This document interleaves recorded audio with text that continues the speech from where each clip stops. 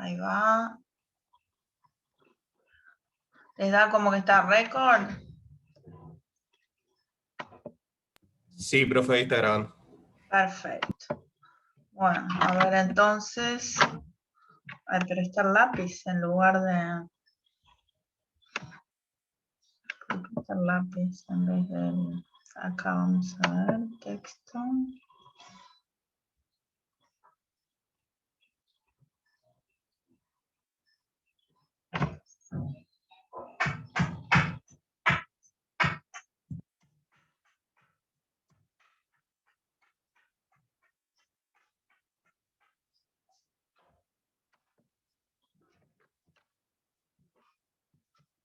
Ahí estuvo.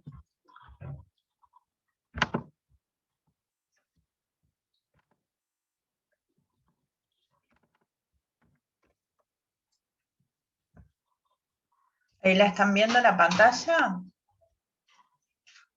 ¿Están viendo la pantalla? En blanco por ahora. Ah, Sí, todo en perfecto. blanco. Como se ve, pero está en blanco. Perfecto. ¿Y ahora? Está igual. ¿No ven corrección de la tarea 3? No, yo por ahora lo veo en blanco. No, acá tampoco lo veo. Se ve todo en blanco.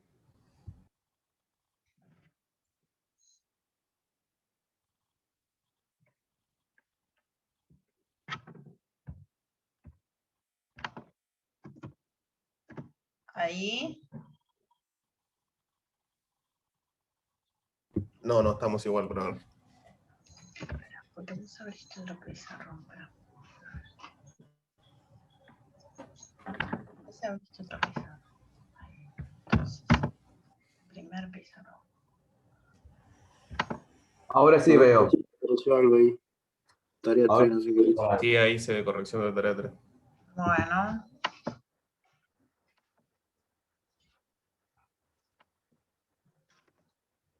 Ok.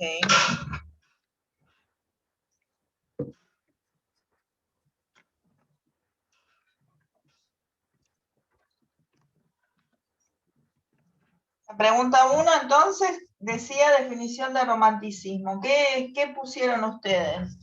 Es un movimiento cultural que se originó en Alemania y en Reino Unido a finales del siglo XVIII. Sí, ¿qué más?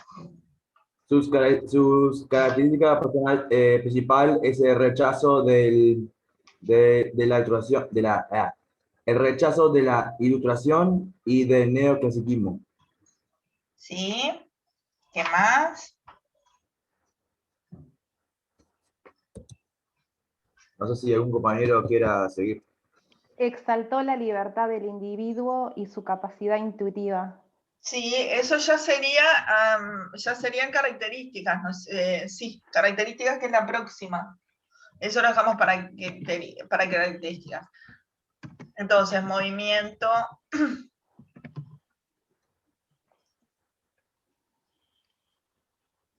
Profe, una duda. Sí.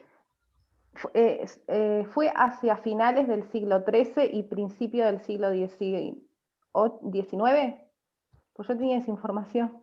No te olvides que empieza justamente con el Sturm und Drang. Entonces, movimiento cultural que se desarrolla hacia fines del siglo XVIII. ¿Está? Está. ¿Está? Entonces sí, ahí yo se ve que me faltó la B corta cuando escribí la respuesta. Finales del siglo XVIII, yo puse finales del siglo Continuación. XIII. Claro. Y principio del siglo XIX, ¿puede ser? Y se extiende por Europa, las Américas, por todo el siglo XIX.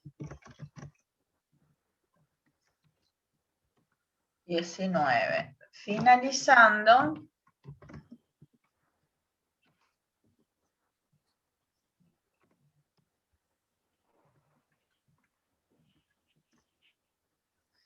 en diferentes momentos.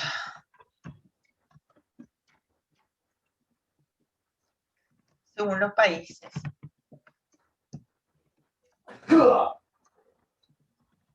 No se olviden que tuvo como pilar fundamental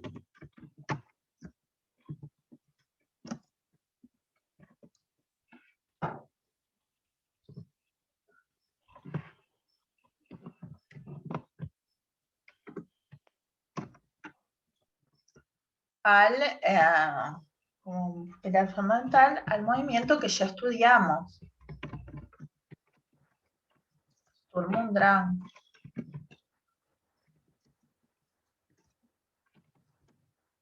El movimiento literario alemán. Que se desarrolló en Alemania.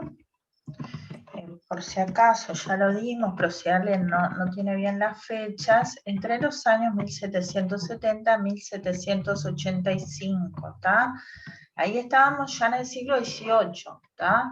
A partir de ahí, sobre finales del siglo XVIII, es que surge, que sigue o continúa extendiéndose por toda Europa el romanticismo, ¿está? Sí, no, profe, yo cuando le escribí la respuesta, escribí mal el siglo. Tenía que haber escrito siglo XVIII y puse siglo XIII. Ahí está mi error. Por eso Ahí era mi está. confusión. Ahí está. Me faltó la B corta. Está perfecto, digo, en eso, por eso hacemos la corrección y eso es lo fundamental, que vieron que yo a veces les pongo con errores o no sé qué, y es fundamental que ustedes vayan viendo ustedes mismos qué errores tuvieron, ¿no? Etcétera. ¿Está?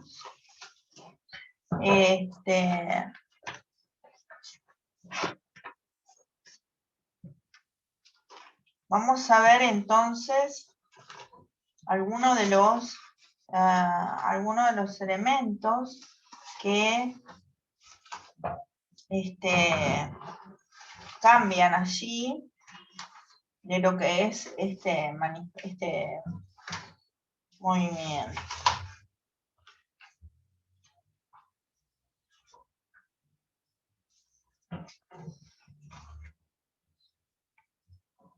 Entonces, pregunta 2.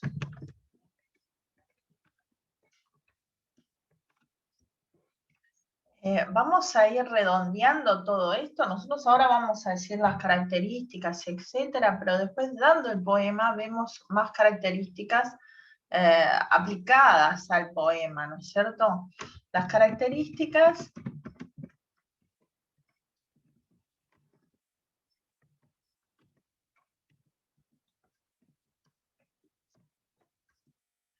¿cuáles serían? A ver. El rechazo del neoclasicismo y a la ilustración.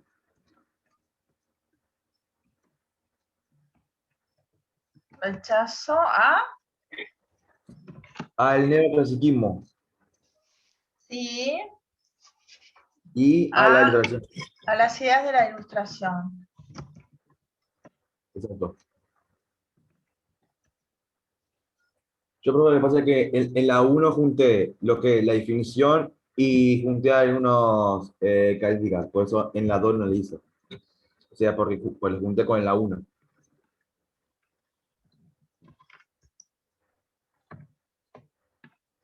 ¿Quieren priorizar qué?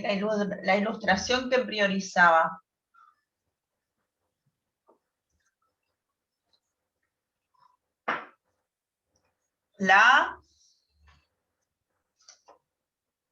¿Qué priorizaba la ilustración? Al revés que ya desde el Sturm und Drang vieron. Yo intuyo que la educación. ¿Eh?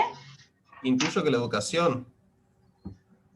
No, la ilustración priorizaba lo que era toda la parte racional del individuo. Por el contrario, desde el Sturm und Drang se prioriza la parte irracional, o sea, la parte del sentimiento, la emoción, ¿tá? Todo lo que es la parte vieron justamente Tormenta y Pasión, todo lo que ya dijimos en relación al romanticismo, acá continúa, ¿no es cierto? Bien. Entonces tenemos proclama entonces la importancia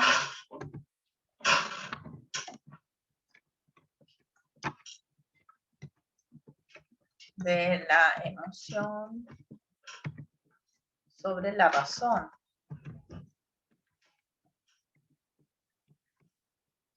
Otra es la libertad. La libertad que proclamaba era tanto en la forma como en el contenido.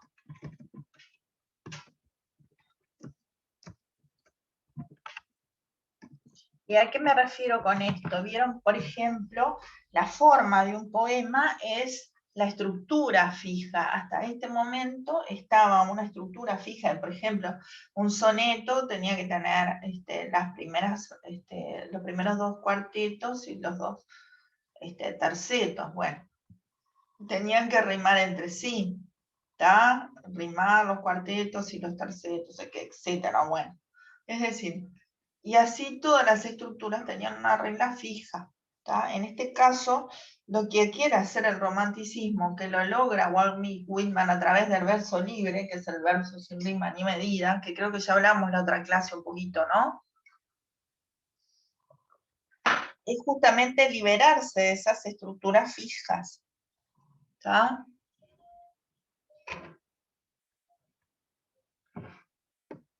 Y en el contenido es la renovación de temas, ¿está? Después la otra es, ¿qué me dice otra?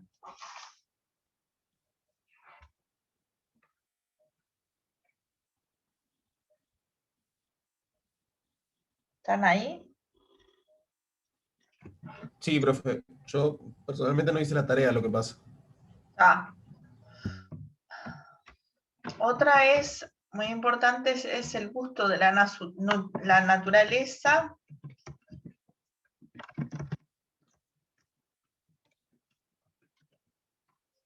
en su estado original. ¿Qué quiere decir esto? Quiere decir que le gustaba la naturaleza, por ejemplo, si nosotros pensamos en un Original. Becker, O sea, la lo que originalidad. era, ¿cómo? Perdón. La originalidad, profe. ¿La qué? La originalidad. Pero estamos hablando de la naturaleza ahora. La naturaleza en su estado original es justamente la naturaleza creciendo en los bosques, ¿no es cierto? En lo que es los lugares, ir a esos lugares donde la naturaleza, si piensan en un Becker, les decía, hay una que es justamente, él está buscando en Claro de Luna, no sé si la conocen, él está buscando la amada entre justamente la naturaleza allí y en ese plano nocturno y los árboles y el claro de luna y él va buscando, es decir, la naturaleza no, digamos, no, por ejemplo, si ustedes tuvieran un jardín recortado, sería un jardín clásico, neoclásico, en cambio, si ustedes tienen la naturaleza sin los jardines delimitados, sin las macetas, sino creciendo como libre, allí sería el gusto propio del romanticismo. ¿Quedó? Y es lo que evidencian algunas de las obras, como vimos en Werther, que también estaba allí. ¿Qué otro aspecto me dijeron ahí? Profe, una pregunta. ¿La fantasía es otra característica? Sí, en realidad, en la renovación de los temas, ¿sí? Que está unido a la libertad, ¿no? Claro. A la imaginación, ¿no, profe? Sí.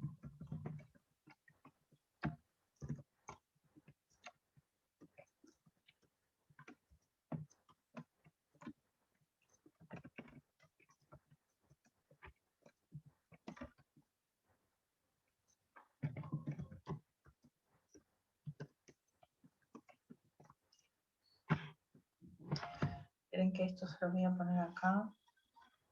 Habría libertad creadora.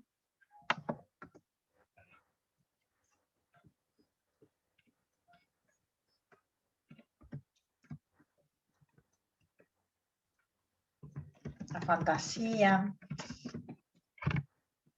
¿Qué otra cosa dijeron?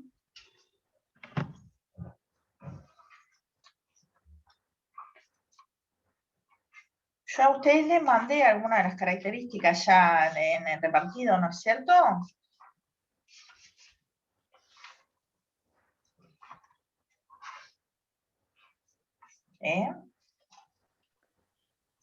Ese Lo que nos pasó fue las clases. las características del repartido, no. No sé a qué Las repartido características se no, profe. refiere, profe. Está. Profe, pará, se me acaba de... Porque esto es algo de cuarto que me acuerdo, pero el Renacimiento, ¿es una característica o no? No, el Renacimiento es otra época. El Renacimiento es después de la Edad Media. No, no, claro, pero ¿no tiene algún vínculo con No. con el primo? No, lo que sí está es el gusto por la Edad Media. Por la Edad Media. Esto se da y sus construcciones, fíjense que, por ejemplo, castillos, ¿esto dónde se dará? Porque Whitman está, como ustedes saben, es americano. ¿Esto se dará en Norteamérica? En Europa, capaz, ¿no? En Europa, ¿tá? O sea, esto se da en Europa, no en todas partes, ¿tá? No se va a dar solo en Europa, entonces no se va a dar en Whitman.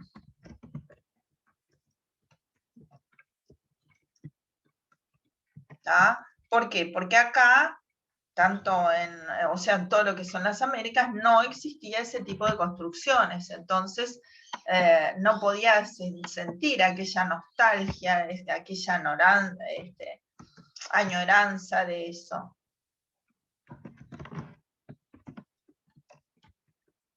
¿Tá?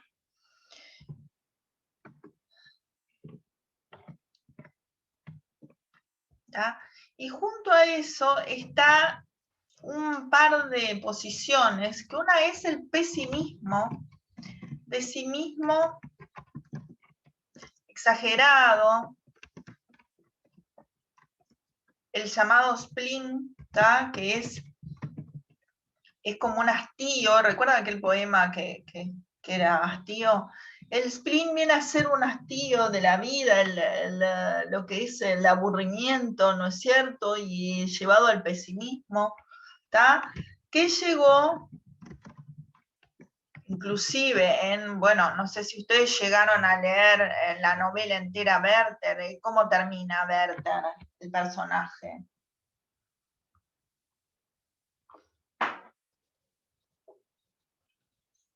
Termina en el suicidio, ¿no es cierto? Entonces, que llegó al suicidio. ¿Ah? Justamente en esa época sucedían los suicidios por todo este ánimo del romanticismo, este pesimismo, esta idealización exacerbada de las cosas, ¿no es cierto? Y por otro lado, esto en el mismo polo, no sería el 8, el optimismo exagerado. El optimismo exagerado forma parte del mismo eje, es decir, es el mismo sentimiento, ¿tá? Esto se da en Whitman, ¿tá? En la poesía de Whitman, ¿por qué? Forma parte de lo mismo, es parte de... Vieron, por ejemplo, para explicárselo mejor, vieron, por ejemplo, que el amor y el odio forman parte del mismo eje, ¿tá? Es decir, los sentimientos encontrados con respecto a algo, tanto el pesimismo exagerado como el optimismo exagerado serían sentimientos que no están bien. ¿Por qué? El pesimismo exagerado es prácticamente obvio, pero el optimismo exagerado, ¿por qué sería también algo no deseable? ¿Qué les parece?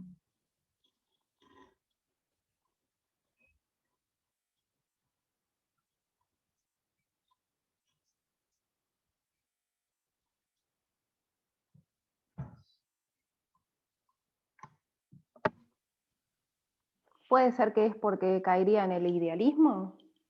Claro, ¿no es cierto? Es decir, que la idea de que, bueno, que todo el mundo sea bueno y todo, ¿no es cierto?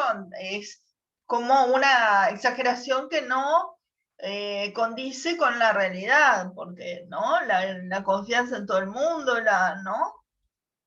Entonces, en la poesía de Whitman van a ver que yo en parte les digo, ese optimismo está reflejado, es como las dos caras de una misma moneda, ¿no es cierto? Bien. Otra característica es lo que ya habíamos explicado del paralelismo psicocósmico, que ya lo dimos, ¿no es cierto? Que vimos en Werther.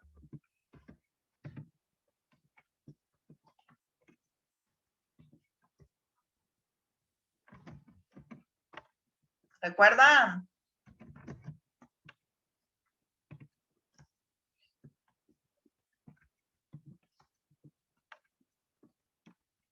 Cuando él bailaba y todo, ¿están ahí? Sí, profe. Sí, El recuerdo que paralelismo entre la mente y el ambiente. Exacto, entre la naturaleza y el interior del personaje en ese caso. ¿Recuerdan que pierde el paso de Era- baile y todo eso cuando hay un trueno afuera, que lo explicamos?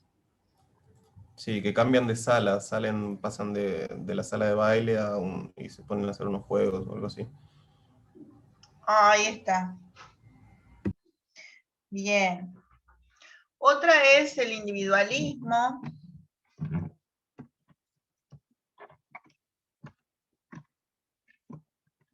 Que vamos a ver cómo es en Whitman, porque el individualismo también puede ser, fíjense, ¿qué sentido puede tener el individualismo?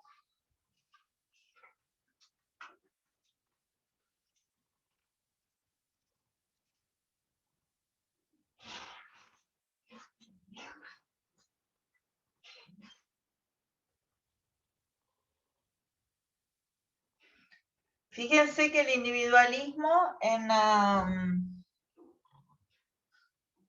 puede tener un sentido negativo de egoísmo, de demasiado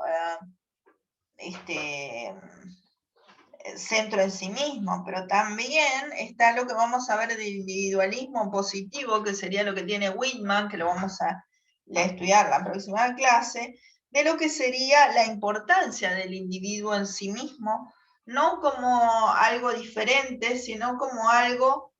la identidad, ¿no? ¿Cómo? La identidad. Ahí está, la identidad de uno mismo. Muy bien.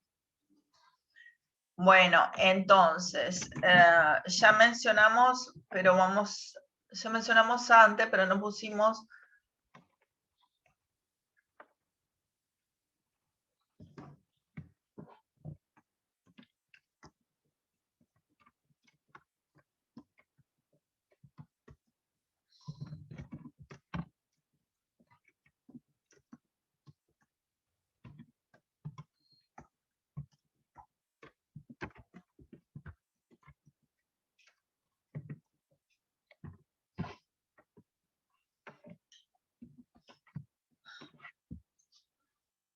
Bien, ¿qué otra característica? El subjetivismo.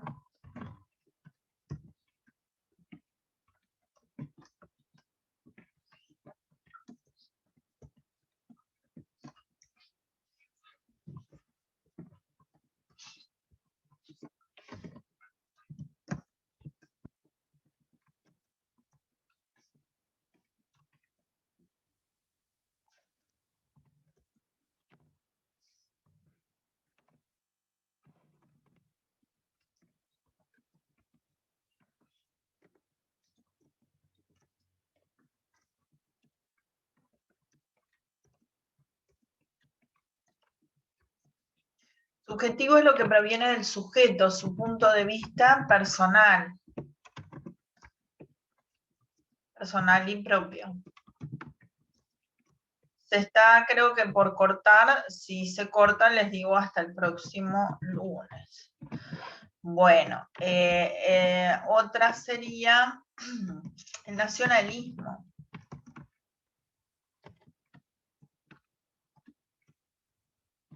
El gusto por lo que es lo nacional y propio, lo folclórico. ¿Ah? Gusto por el lenguaje. ¿Se podría decir que Whitman era nacionalista? Sí, sí, sí. Ah, ahí va. Vamos a Por ver, acá, en el poema acá 1 va. vemos muchas características de estas que estamos acá. Ahí va. Yo por lo que estoy viendo acá apoyó la abolición de la esclavitud, pero sin embargo estaba en contra de que los afrodescendientes votaran. Los afroamericanos, mejor dicho. ¿Puede ser? Él trabajó en la guerra de secesión, estuvo ayudando como enfermero, yo creo que la otra vez ya lo dije.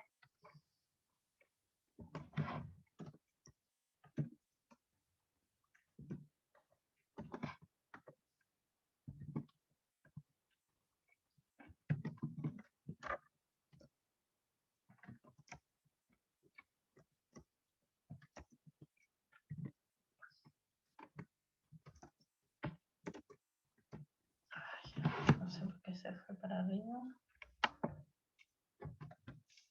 Bien. Después, a ver, el simbolismo. Algunos de los autores son simbolistas, pero no todos.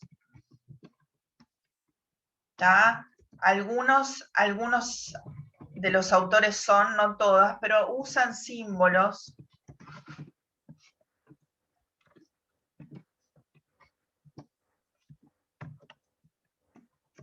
No todos. Después vamos a aclarar la próxima clase más cuando les explique el título, qué es el símbolo. No todos, pero se emplea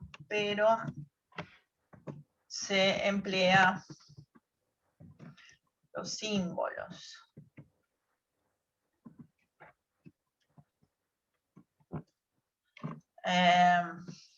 ¿Qué otra característica me estaba faltando? El espiritualismo.